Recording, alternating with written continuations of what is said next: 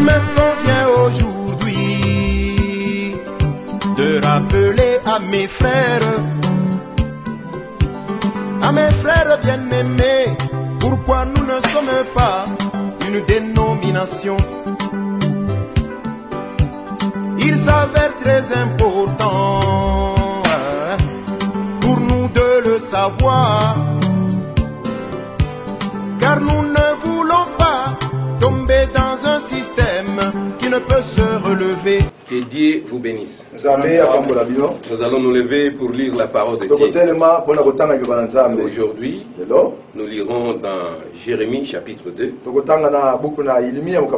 Et nous allons commencer à partir du verset 13. Nous lisons au nom du Seigneur Jésus. Car mon peuple a commis un double péché. Ils m'ont abandonné, moi qui suis une source d'eau vive, pour se creuser des citernes. Des citernes crevassées. Que Dieu bénisse la lecture de sa parole. Nous allons prier. Bien-aimé Père Céleste, Dieu Tout-Puissant, Créateur des cieux et de la terre, nous bénissons encore ton Saint-Nom. Pendant que tes enfants sont en train de suivre cette prédication à la maison, qu'ils soient bénis dans leur maison. Et que ta grâce repose sur chacun d'eux. Au nom du Seigneur Jésus. Amen. Amen. Vous pouvez vous asseoir. Nous venons de lire dans Jérémie chapitre 2. Et nous avons commencé au verset 13. On dit car mon peuple a commis un double péché. Car ils m'ont abandonné, moi qui suis une source d'eau vive, pour se creuser des citernes et des citernes crevassées. Alors, le sujet de notre prédication ce matin, c'est des citernes crevassées. Des citernes crevassées. Qu'est-ce qu'une citerne? C'est un endroit, quelque chose qu'on creuse dans le sol pour remplacer le puits. Donc remplacer un puits. Autrement dit, on peut dire une citerne, c'est un réservoir fait de mètres d'hommes. L'homme va creuser, et il creuse, et il arrange ça. Alors pour recueillir l'eau, il creuse pour recueillir l'eau. Et cette eau qui est recueillie, c'est quelle sorte d'eau? Ce sont donc les eaux de pluie. Et quand la pluie tombe, ça doit passer par les tôles d'une maison. Et nous savons que sur les tôles, il y a la poussière, il y a des feuilles qui tombent là-bas, il y a des insectes. Alors qu'est-ce qui se passe? Quand cette eau tombe, ça ramasse tout ça, toutes ces saletés-là, ça ramène dans le puits. Vous voyez ce que c'est un puits? C'est pour recueillir l'eau, l'eau de pluie. Et quelquefois cette eau-là, l'eau n'est pas propre. C'est une eau qui nettoie justement la toiture de la maison. Non, c'est-à-dire l'eau là nettoie toute la saleté. Et tout ce qui est sur la toiture, tout ce qui est sur les tôles, toute la saleté là, cette eau donc prend tout ça. Et l'eau prend cette saleté-là pour ramener dans le puits. Donc ce puits-là, il est sale. Certaines personnes aussi utilisent cette eau pour se laver, pour beaucoup d'autres choses à faire. Il y a des gens qui prennent même cette eau et ils boivent ça. Vous voyez? Et on ne peut pas avoir cette eau facilement. Il faut prendre, je ne sais pas, des pompes. Il faut pomper, tourner plusieurs fois pour que vous puissiez obtenir cette eau. Pour faire sortir cette eau de ce puits-là, vous devez pomper ça. Quand vous pompez, c'est alors que cette eau monte. Vous voyez? C'est ça. Notre sujet aujourd'hui. Ce sont les citernes. Des citernes chrétiennes. Vous voyez. Nous remarquons aussi que on peut distinguer la citerne d'un puits. Donc un puits, ça donne de l'eau. On n'a pas besoin de creuser. Un puits artésien. C'est-à-dire c'est un puits, il y a de l'eau là-bas, c'est naturel. On n'a pas besoin de creuser ce puits. Mais la citerne, elle dépend de l'eau de pluie. S'il ne pleut plus, donc la citerne est à sec. Donc il n'y a plus d'eau. Donc ça dépend de pluie qui tombe. S'il n'y a plus de pluie, c'est fini. Au bout de quelques jours, on laisse l'eau là-dedans. Quand il y a de l'eau qui tombe, si on laisse cette eau là-dedans, qu'est-ce qui se passe? Cette eau devient stagnante. Et dans cette eau stagnante, ce sont des grenouilles qui entrent là-bas, les lézards, les serpents, les têtards. Donc ce sont ces choses-là qui sont dans cette eau-là, qui se plaisent de vivre dans cette eau stagnante. Alors le prophète William Marion Branham, au paragraphe 40 de cette prédication, il nous dit ceci. Il dit cela ressemble vraiment beaucoup à nos églises d'aujourd'hui. Il compare cette citerne crevassée à nos églises dénominationnelles. Il dit un des grands péchés que l'Église a commis aujourd'hui, c'est exactement comme Israël à l'époque. Ils l'ont abandonné, lui la source d'eau vive. Ils se sont creusés des citernes faites de métaux. Et celles-ci sont devenues une habitation de tout ceux qui aiment cette sorte d'eau-là. Donc cette eau stagnante, il y a les lézards, il y a des grenouilles, il y a des têtards. Alors le prophète dit, dans cette dénomination, les gens se sont creusés depuis comme ça, où on trouve cette sorte d'eau stagnante, où on voit que les gens qui vivent là-bas, ce sont des gens qui aiment le péché. Les gens qui aiment des histoires sombres. Et il dit ce sont des gens comme ça. Et celles-ci sont devenues une habitation de tous ceux qui aiment cette sorte d'eau-là. Les dénominations. Ça devient un refuge. Des gens qui veulent vivre, mener une vie de désordre. Une vie de péché.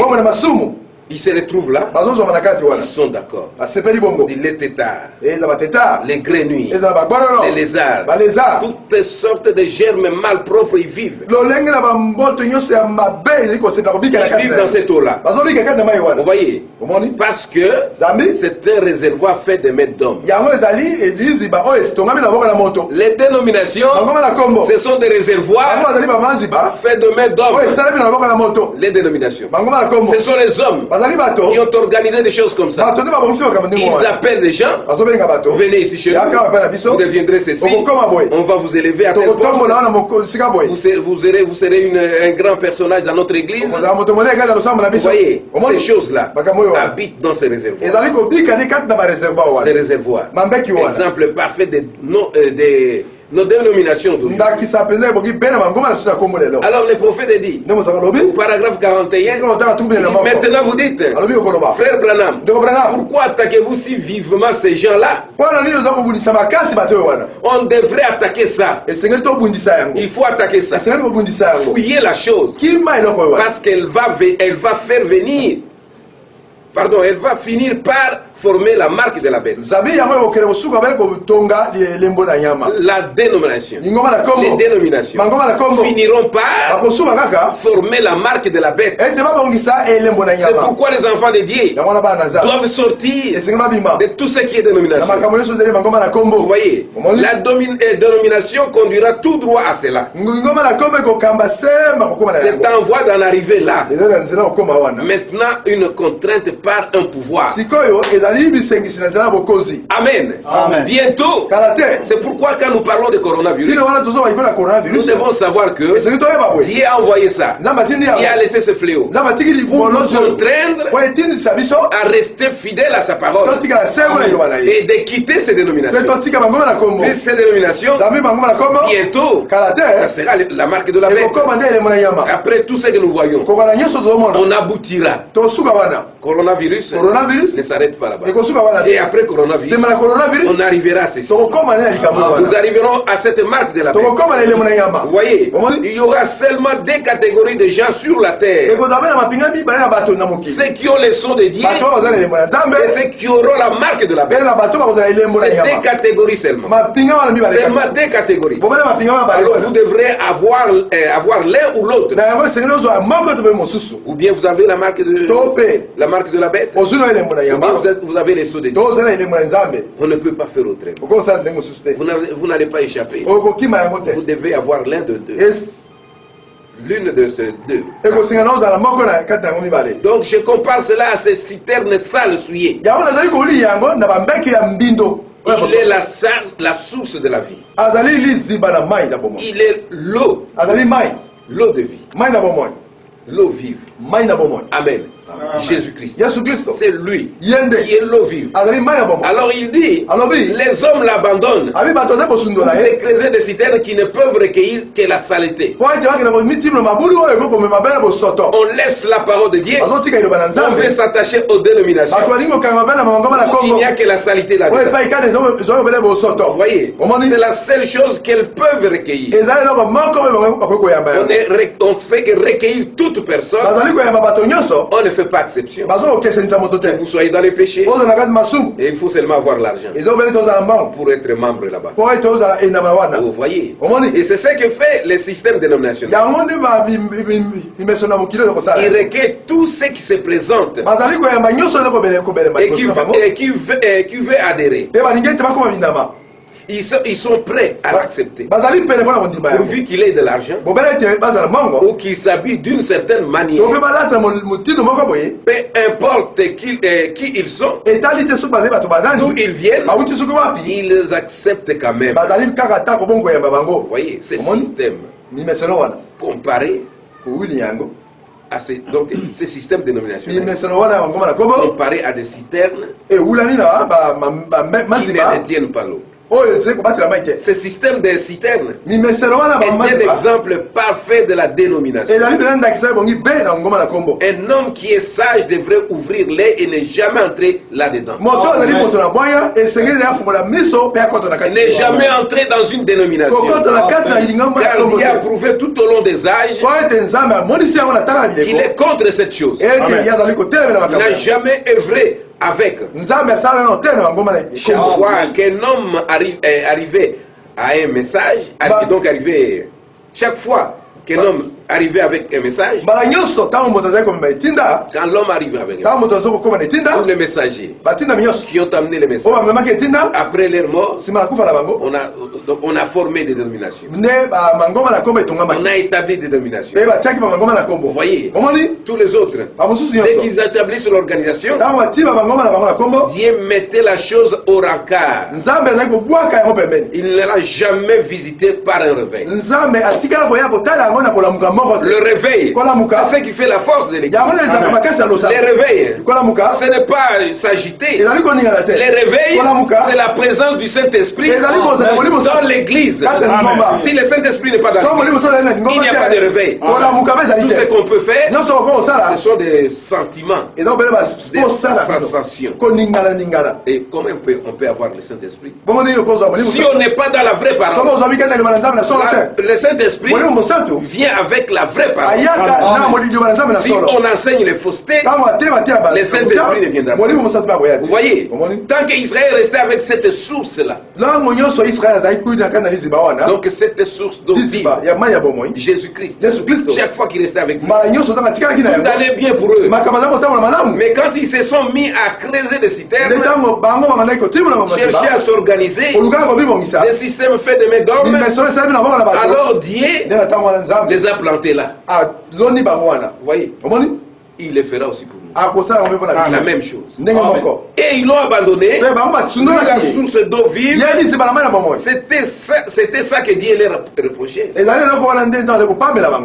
Dieu les a reprochés pour avoir quitté la vraie parole pour aller se faire des histoires inutiles, de se faire quelque chose dont il puisse dire. Vous voyez ce que nous avons fait.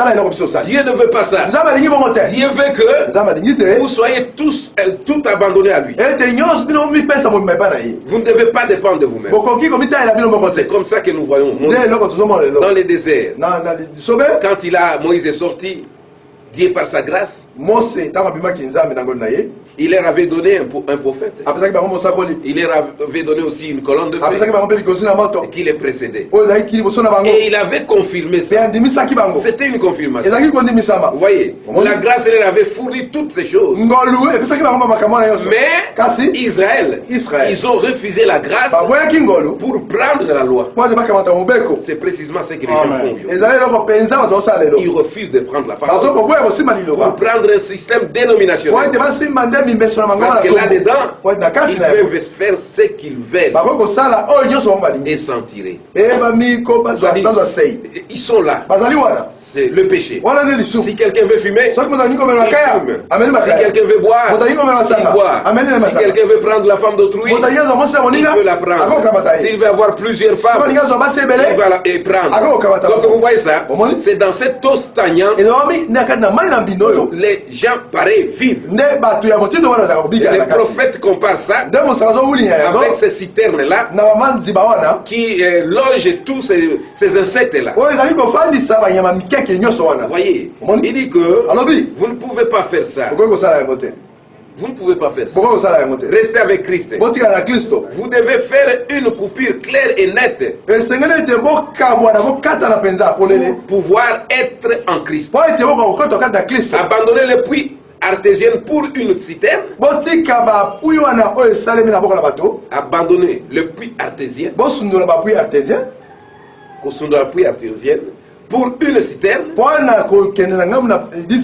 c'est-à-dire abandonner Jésus-Christ qui est un puits artésien, c'est-à-dire de l'eau qui coule, cette eau jaillit, on n'a pas besoin de pomper. Alors abandonner Jésus-Christ pour aller vers une citerne, un système fait de main d'homme. Imaginez un peu ça, des choses pareilles, vous ne pouvez pas le faire. Quelqu'un qui est dans le bon sens, il ne pourra jamais faire ça. Vous voyez, Dieu dit, ils m'ont abandonné. C'est ce qu'il a dit. Ils m'ont abandonné. Dit, ils m'ont abandonné. Moi, la source d'eau vive. C'est comme ça avec beaucoup de ces parasites d'aujourd'hui. Vous ne pouvez pas vivre dans l'eau fraîche du Saint-Esprit. C'est pour cette raison qu'ils s'opposent à la parole. Ils s'opposent à la parole. Puisqu'ils ne peuvent pas vivre dans cette eau fraîche du Saint-Esprit. Amen. Vous voyez, et ils disent que la parole se contredit. Tout ça, ça ne vaut rien. Parce qu'il leur faut une espèce de bassin d'eau stagnante pour y vivre. Tout ce qui est la parole de Dieu, ils rejettent ça. Et c'est pareil avec les grenouilles, avec les lézards, avec les tétards. Vous voyez, c'est ce qu'il y a dans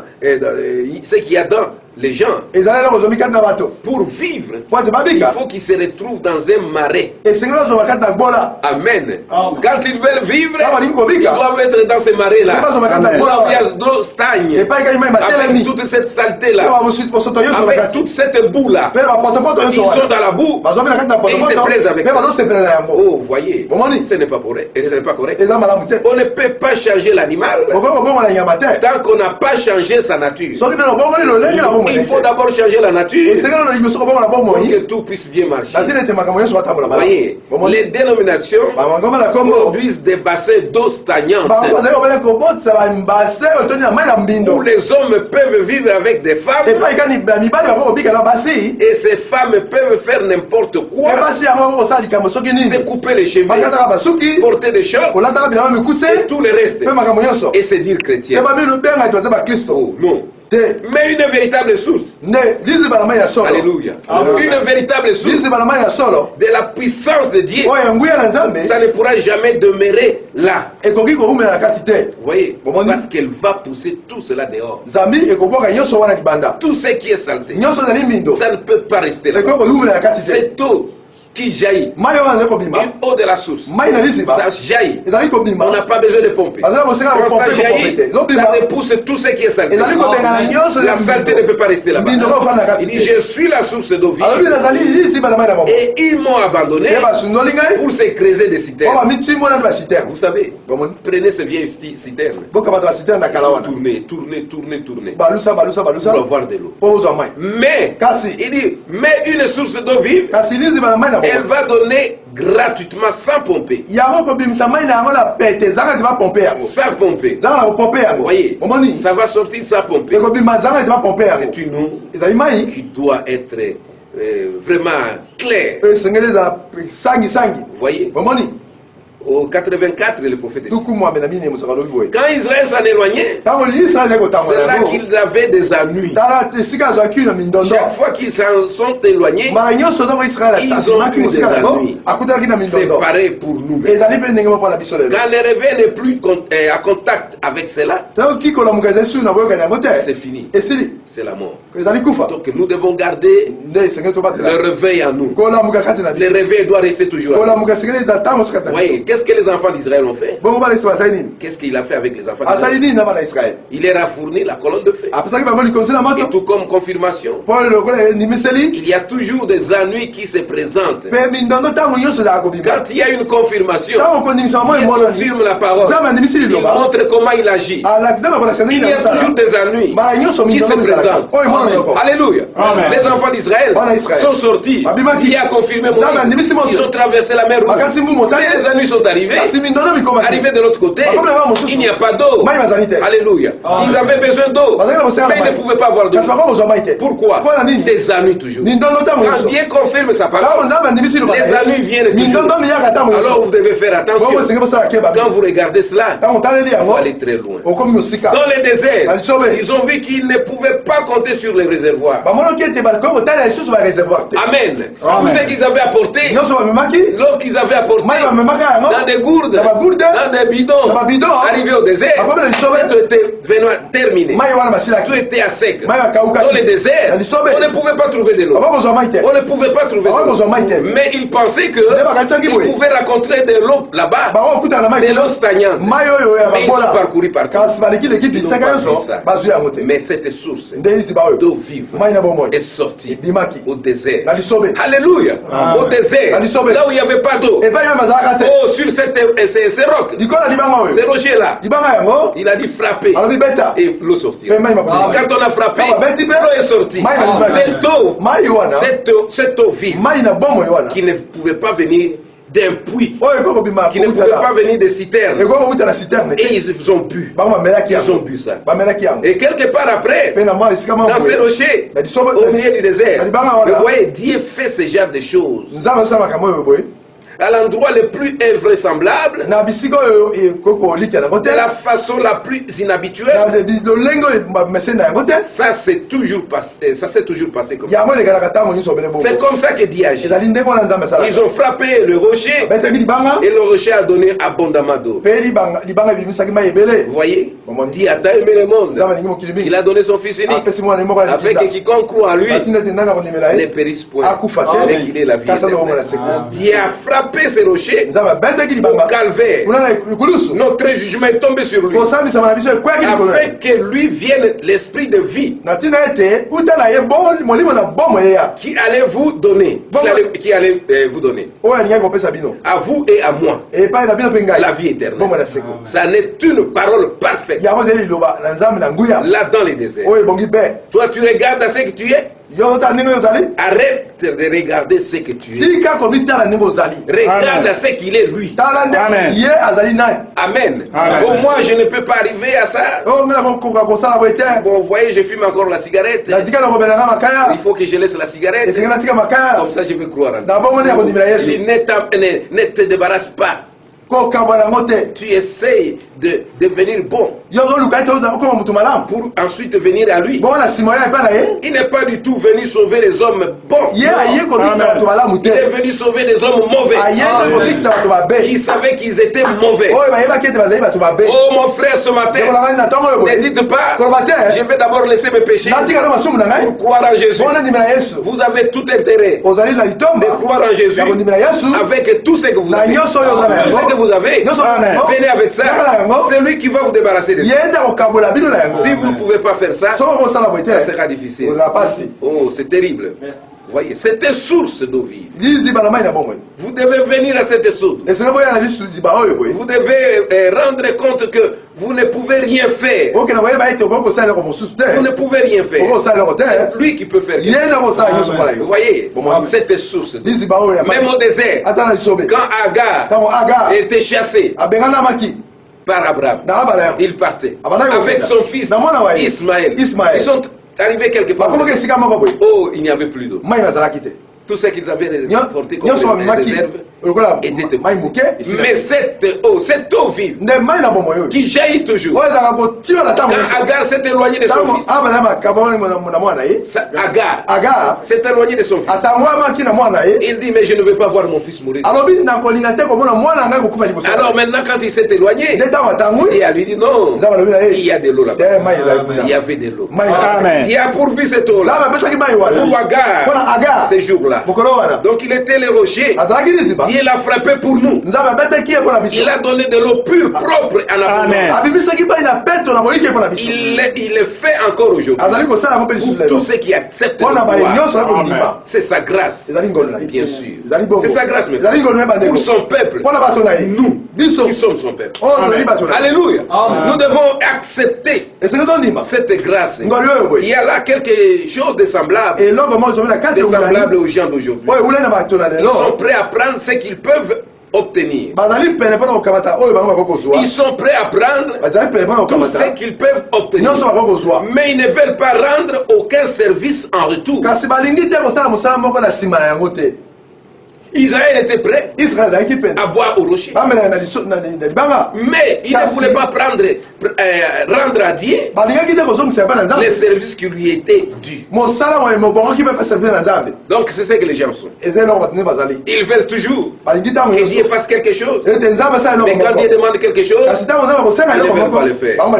Et lui, il est toujours en train de nous rendre service. Malgré ça, Dieu est toujours en train de nous rendre service. Vous savez, nous ne pouvons pas respirer sans lui. Nous ne pouvons pas. Si Dieu ne nous rend pas ses services, de nous donner son souffle, on ne va pas vivre. Si Dieu ne nous rend pas ses services, nous ne pouvons pas vivre. Voilà à quel point nous dépendons de lui. Et pourtant nous sommes presque déchirés d'essayer de faire de devoir faire quelque chose pour lui. Il nous demande de faire quelque chose, d'aller voir quelqu'un, de prier pour quelqu'un, d'aller aider quelqu'un. Nous sommes presque déchirés d'avoir à faire ça. Quand Dieu vous envoie faire quelque chose, non, aidez cet homme qui est dans le manquement, allez l'aider. Oh non, je n'ai pas le temps. Mais Dieu t'envoie. Mais toi tu veux qu'il te donne. Toi tu ne peux pas rendre service. Mais nous ne voulons rien faire pour les servir. Son reproche c'était, ils m'ont abandonné, moi la parole. Ils ont accepté une citerne crevassée. Ils m'ont abandonné, moi la source de la vie, la source de l'eau, la source de l'eau de la vie. Et ils désirent, ils préfèrent boire à une citerne d'eau stagnante. Vous voyez, vous pouvez vous imaginer des choses comme ça. Ce n'est pas possible. Nous devons garder la parole. Nous devons aller avec la parole de Dieu. Mais regardez ces jours-là. Cette femme au puits, eh bien, elle est arrivée à cette citerne de Jacob. Il a trouvé, donc Jésus l'a trouvé là. Il a dit, bon, est-ce que tu peux me donner à boire? Il dit, non, moi, toi tu es juif. Moi je suis samaritain. Nous n'avons pas de rapport. Oh, Jésus a regardé. Il dit, toi tu ne comprends pas. Si tu avais besoin d'eau, tu allais chercher cette eau. L'eau que je te donne, l'eau que je te donnerai, ça coulera dans ton cœur. Et tu n'auras plus besoin de venir puiser cette eau ici. Cette femme-là, oh, voulait montrer à Jésus, donc apprendre à Jésus les dénominations. Mais là, dans les dénominations, il n'y a pas de vie. Alléluia. Mais cette femme était dans sa dénomination. Parce qu'il a dit que vous les Juifs, c'est à Jérusalem. Nous, c'est sur les montagnes. Mais elle vivait toujours dans les péchés. Dans cette eau stagnante. Elle était dans cette eau stagnante. Jusqu'au jour elle a rencontré la parole de vie. Jusqu'au jour elle a rencontré cette eau vive. Alors quand elle a bu de cette eau, c'est fini. Elle est partie. Elle a crié partout. Il venait voir un homme qui m'a dit tout ce que j'ai fait. Ne serait-il pas le Christ? Et les gens sont venus. Ils ont couru parce qu'il avait reçu cette eau-là. Cette eau vive. Il y a un endroit meilleur. Il y a un endroit meilleur. C'est un Christ, mon frère. C'est un Christ. Jésus a dit, les derniers jours des fêtes de tabernacle, si quelqu'un a soif, qu'il vienne à moi, qu'il boive. C'est la seule source que nous devons prendre. Il a dit, je suis cette manne, cette source, c'était lui. Il était au milieu d'eux. Ces pains de vie étaient au milieu d'eux. Il le voyait. Les pharisiens le voyaient, mais ils ne pouvaient pas comprendre que c'était lui. Ils voulaient seulement rester dans leur dénomination pendant que cette source d'eau vive était devant eux. Et malgré tout ça, ils n'en ont pas voulu. Ils préféraient avoir leur citerne parce que l'homme avait construit celle-ci. Dieu avait envoyé cela. Voilà précisément la différence. Il s'était creusé des citernes. Mais Jésus était cette source. Pendant que les gens se sont creusés des citernes, Jésus était cette source. Il a dit, si quelqu'un a soif, qu'il vienne à moi, qu'il boive. Il est cette source. Et comme dit l'Écriture dit, les fleuves d'eau vivent couleront dans son sein. Il est ce puits artésien. Des fleuves d'eau vivent couleront de son sein. Voyez, il est ce rocher qui a été le rocher d'Agar. Au temps de la détresse. Quand son bébé était sur le point de mourir. Elle avait été chassée du camp. Vous voyez, elle était cette eau-là. Cette source d'eau qui a secouru Agar dans la détresse. Il est là aujourd'hui pour vous secourir dans la détresse. Il n'a jamais manqué. Il est toujours là. Ce rocher était dans le psaume 36. 36, 9. Si nous pouvons lire psaume 36, 9. Il sera saisi de l'abondance de ta maison. Tu les abreuves au torrent de tes délices. Qui les fait boire? C'est Dieu. Alléluia. Il est encore cette source dans la maison de David. Les gens des derniers jours l'ont abandonné. Lui, la vraie parole, l'eau de vie. Ils se sont créés des citernes dénominationnelles. Ils se sont fait ça aussi. Nous voyons qu'ils ont eu des citernes crévassées. Et puis cette citerne-là est rempli de germes d'incrédulité. Dans ces citernes dénominationnelles, l'incrédulité, les fanfaronnades d'incrédulité, des programmes pédagogiques, de toutes sortes de ces choses qui sont contraires aux promesses de Dieu. Les dénominations, ils sont là. Dans cette citerne crévassée. Ce sont des douteurs de la parole. Ils se créent des grands systèmes de séminaires, des savoirs, des instructions, tout ça. Un homme doit avoir un doctorat en philosophie, doctorat en droit, une licence à lettres, quelque chose comme ça avant qu'il puisse aller prêcher.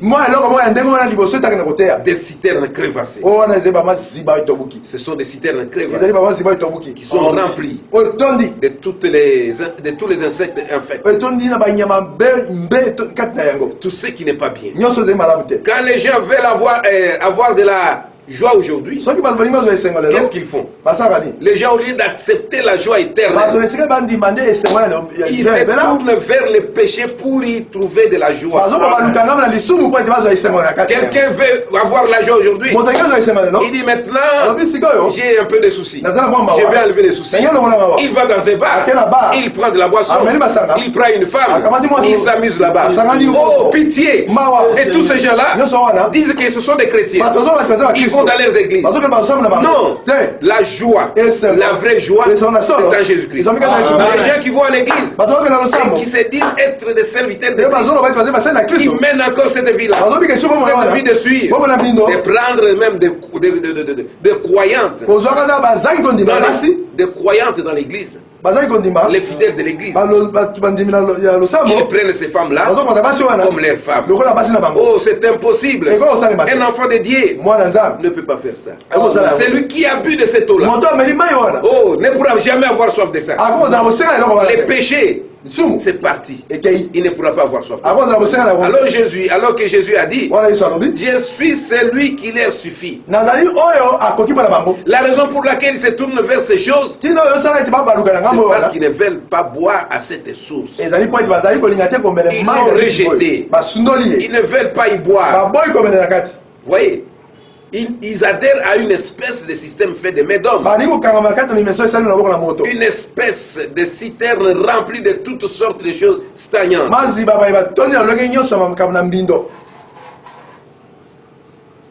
Et quand ils veulent, les prophètes disent, il dit, ensuite, ces gens-là, dans ces dénominations, dans les citernes, où il y a de la boue, toutes sortes de choses sales se trouvent. Alors qu'est-ce qu'ils font ces gens-là? Au paragraphe 119, il dit ceci. Ensuite, pour se débarrasser de la pensée qu'à leur mort ils iront en enfer, qu'est-ce qu'ils font? Ce qu'ils font, c'est qu'ils vont adhérer à l'une de ces citernes faites de médom. Oh, moi j'ai pris aussi, il va être là pour un peu faire passer sa conscience là dans quelque chose qui va lui donner de l'espoir. Il est dans le mal, mais pour se justifier un peu, il va adhérer dans une Vous voyez? Donc, c'est cette même race de gens qui est rattachée à cette citerne. Ce n'est rien d'autre qu'une bande de têtards du monde. Impurs, et ils s'associent à cela. Ils ne veulent pas venir à la source, être purifiés de cette vie de péché. Ils veulent vivre là-dedans, tout en continuant à affirmer qu'ils sont chrétiens. Pourquoi?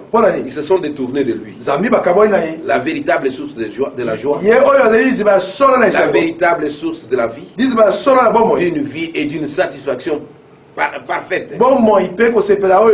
C'est pour cette raison-là qu'ils l'ont fait. C'est parce qu'ils veulent adhérer à ça. Il y a des gens qui sont comme ça dedans, qui croient à ce genre de choses. Pourquoi ne pas abandonner cela? Pourquoi ne pas venir à Christ pendant qu'il est encore temps? Il est encore temps. Dieu veut que vous puissiez donc venir à Christ. Donnez votre vie à Christ ce matin et vous verrez ce qu'il fera. C'est lui qui est la satisfaction, pas autre chose. Toute autre chose, tout ce qui n'est pas Jésus Christ et sa parole, c'est une citerne crevasse. Tout ce qui essaie de remplacer cela, tout ce que vous essayez de faire pour en retirer de la paix, tout ce que vous essayez de faire pour en retirer une consolation, toute joie que vous recevez de quoi que ce soit d'autre, pour remplacer ceci, c'est une citerne remplie de saleté. Lui, il donne une satisfaction parfaite. C'est Jésus-Christ. Venez à Jésus-Christ, buvez de cette eau-là et vous n'aurez plus soif. Vous ne rentrerez plus dans les péchés. Vous n'aurez plus besoin de péché. Vous serez satisfait. Vous serez toujours dans la joie. Que Dieu vous bénisse. Amen. Nous allons prier. Bien-aimé Père Céleste, nous avons parlé un peu des citernes crevassées. Et tu nous as parlé, nous montrant que les systèmes dénominationnels comparables à ces citernes crevassées, là où il y a toutes sortes de péchés, toutes sortes de souillures, comme dans les citernes, il y a toutes sortes de souillures, des choses qui souillent l'eau. Et d'abord, l'eau même est stagnante, remplie de boue. Oh Seigneur Jésus, donne-nous de signes à voir, de ne pas appartenir à ces choses-là. Parce que bientôt, Seigneur Jésus, c'est la marque de la bête. Puisque tu nous as dit, il n'y a que deux marques. La marque de la bête ou la marque du diable, de Satan. Oh, cette marque qui s'appelle la marque de la bête. Seigneur Jésus, aide tes enfants ce matin à prendre cette eau qui est pure. Accorde cela pour la gloire de ton Seigneur. Nous t'avons ainsi prié. Amen. Amen. Notre culte est terminé. Avez-vous reçu le Saint-Esprit depuis que vous avez cru? Maranatha. La dénomination